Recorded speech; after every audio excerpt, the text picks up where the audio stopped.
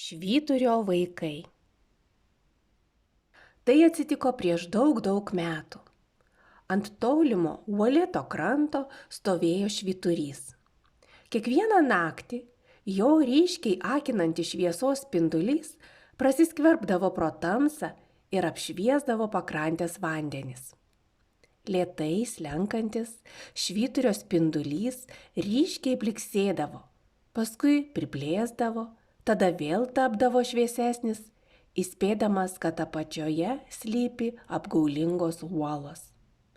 Dėka šios šviesos naktį pro šalį plaukiantys laivai galėjo saugiai pasiekti uostą. Kapitonai, matydami švyturio šviesą, žinojo, kad viskas saugu. Ar vasarą, ar žiemą, ar ilgomis tamsiomis naktimis, ar jūroje siautėdavo baisi audra, ar būdavo ramu, švyturio šviesa niekada neužgesdavo. Kuo tamsesnė buvo naktis, tuo ryškesnė švietė šviesa. Kuo aršiau riaumojo bangos, tuo švelnesnis buvo spindulys, perspėjantis apie pavojus. Čia, švyturyje, gyveno viena šeima – vyras, žmona ir du jų vaikučiai – Polas ir Renė. Jų gyvenimas ėjo ramiai ir įprastai. Jų namai buvo švyturys, o pagrindinis darbas buvo stebėti, kad niekada nakties metu net minutėliai neužgestų švyturio žibintas. Vieną temstantį vakarą tėtis, kaip įprastai, pakilo siaurais laiptais į švyturio viršų įjungti žibinto. Bet po kelių minučių grįžo visas perbalęs. Man negera ir silpna, sėsdamas į krėslą pasakė tėtis. Susijaudinusi mama pribėgo prie jo. Buvo viena aišku, jis rimtai susirgo.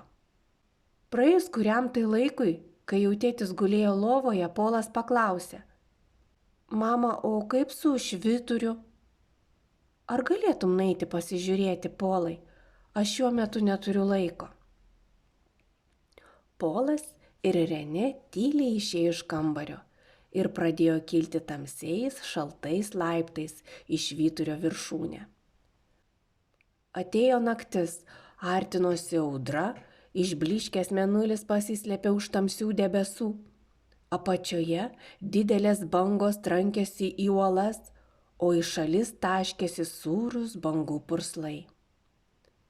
Šviesa degė, bet kažkas buvo ne taip. Jūra buvo tamsi, švyturio šviesa apšvietė tik žemę, bet vandens nesekė. Renė, sušuko Polas, spindulys per silpnas, laivai jo nepamatys. Ką mums daryti? Ar tu gali įjungti iš naujo prožektorių? Pasiteiravo Renė. Aš pabandysiu.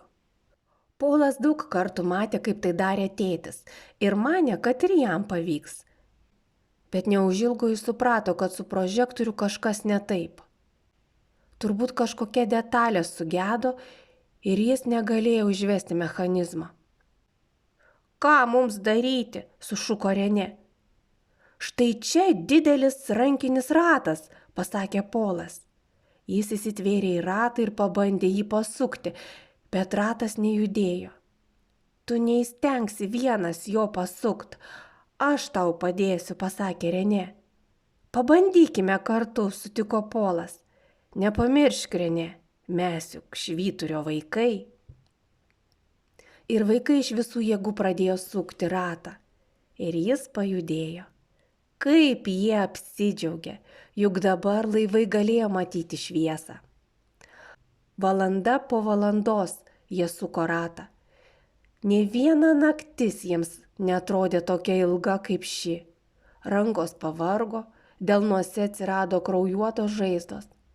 Minutės atrodė lyg valandos, o valandos lyg dienos.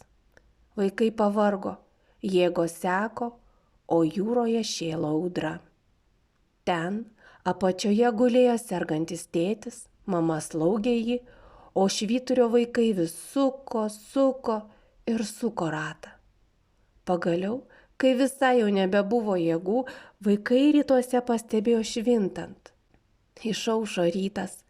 Polas ir Renė su palengvėjimu atsiduso. Jau galim baigti darbą.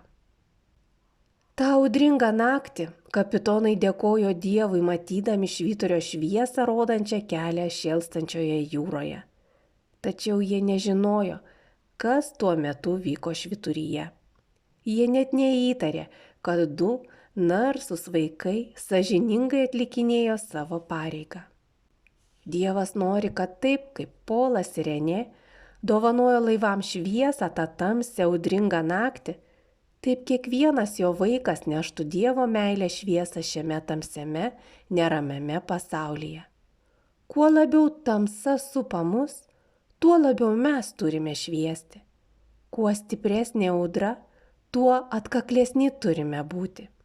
Niekas neturi palaužti mūsų. Aplink mus daug žmonių, kuriuos lyg tuos laivus gyvenimo audroje mėto bangos. Jiems reikia mūsų artumo ir draugystės. Todėl mes, švyturio vaikai, turime ryškiai šviesti tamsoje.